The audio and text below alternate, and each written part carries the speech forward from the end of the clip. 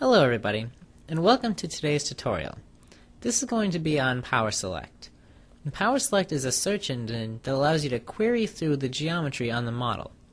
And it's located here under the Selection tab. So start off and you can see the different things that you can search for on the model.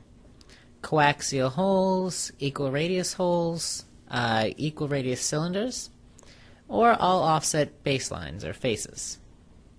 So we're going to start off and we're going to search for all types.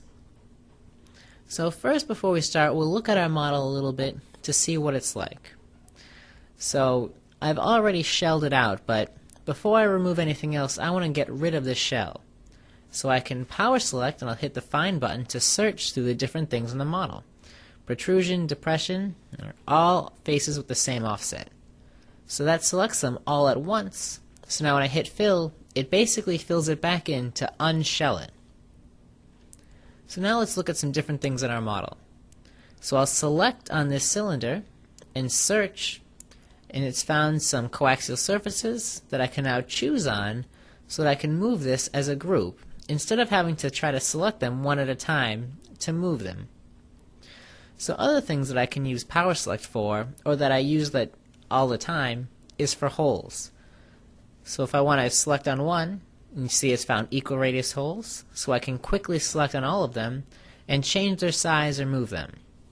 This is really helpful if the holes are in different areas of the model, or if it's a larger model. The other thing I like to do is search for rounds. So I can find all the equal or smaller radius rounds and maybe fill them in to pop them off quickly. The other things that I'll use PowerSelect for is for this hole, for instance. Maybe if it's a more elaborate depression, it'll allow me to select on it quickly and then fill that in if I wanted to get rid of it. Or even something like this protrusion. Select on the top face, select protrusion, then I can go ahead and change it and manipulate it or fill it in. So that's how I use PowerSelect, and I actually use it quite frequently. I hope you try it out and see how you like it. Thanks for watching the tutorial.